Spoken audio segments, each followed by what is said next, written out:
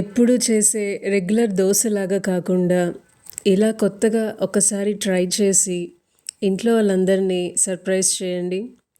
చాలా ఈజీగా చేసుకోవచ్చు. ఇంటికి ఎప్పుడైనా గెస్ట్ వచ్చినప్పుడు కూడా ఇలా డిఫరెంట్గా చేసి పెడితే చాలా సర్ప్రైజ్ అవుతారు.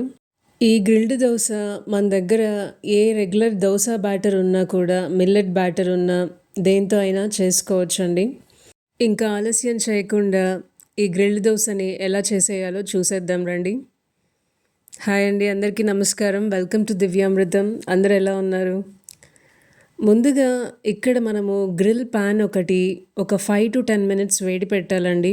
ఈ గ్రిల్ ప్యాన్ సరిగ్గా వేడెక్కకపోతే దోసలు అతుక్కపోతాయి, సరిగ్గా రావండి, విరిగిపోతాయి. కాబట్టి 5 to 10 మినిట్స్ అన్ని వైపులా ఈవెన్గా హీట్ స్ప్రెడ్ అయ్యేలాగా అన్ని డైరెక్షన్స్ మూవ్ చేసుకొని హీట్ చేసిన తర్వాత ఒక సిలికాన్ బ్రష్ యూస్ చేసి ఆయిల్ని ఈవెన్గా అప్లై చేస్తున్నాను గ్రిల్డ్ ప్యాన్ పైన.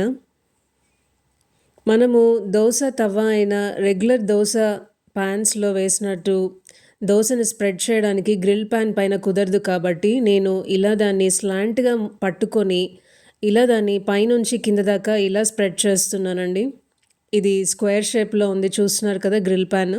కాబట్టి నేను రౌండ్గా మనం దోశ ప్యాన్ పైన ఎలా స్ప్రెడ్ చేస్తామో అలా కుదరదండి ఈ గ్రిల్ ప్యాన్ పైన. కాబట్టి మనము ఇలా పైనుంచి కింద దాకా లేకపోతే సైడ్ వైస్ మనము దీన్ని స్ప్రెడ్ చేయాలి దోశ బ్యాటర్ని ఈవెన్గా. ఎక్కడన్నా స్పేసెస్ ఉన్న ఆ స్పేసెస్ని కవర్ చేయాలండి దోశ బ్యాటర్తో.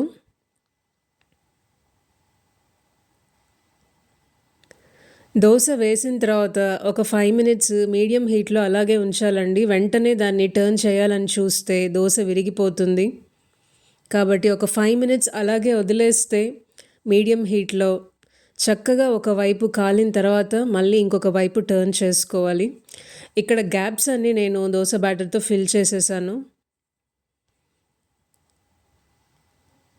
దీన్ని మనము ఇక గ్రిల్ మార్క్స్ ఉంటాయి కాబట్టి డైరెక్ట్గా మనము గరిటెతో తిప్పితే రాదు. కాబట్టి స్లోగా ఫోర్క్ కానీ స్పూన్ కానీ బ్యాక్ సైడ్ యూస్ చేసి స్లోగా అన్ని వైపులా మనము ఇలా స్లోగా రిలీజ్ చేయడానికి ట్రై చేయాలండి.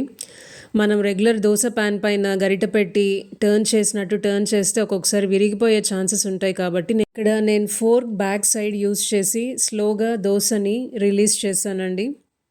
ఇప్పుడు 5 మినిట్స్ అవుతోంది కాబట్టి నేను ఇంకొక సైడ్కి టర్న్ చేస్తున్నాను. మనం ఫోర్క్ బ్యాక్ సైడ్ యూస్ చేసి స్లోగా దాన్ని రిలీజ్ చేసాం కాబట్టి ఈజీగా వచ్చేస్తుందండి దోశ అతుక్కోకుండా. ఇంకొక వైపు కూడా దాన్ని చక్కగా కాల్చుకుందాము.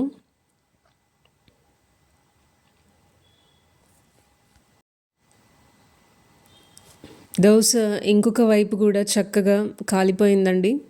ఇంకా దీన్ని స్లోగా ఫోల్డ్ చేస్తున్నాను. ఇది ఫోల్డ్ చేశాక కూడా కాసేపు అలాగే మనము ఈ గ్రిల్ ప్యాన్ పైన ఒక 2 మినిట్స్ మీడియం ఫ్లేమ్లో అలాగే ఉంచితే ఇంకాస్త ఎక్స్ట్రా క్రిస్పీగా తయారవుతుందండి. కాబట్టి నేను ఫోల్డ్ చేశాక కూడా అన్ని డైరెక్షన్స్ ఒక 2 మినిట్స్ ఉంచుతానండి.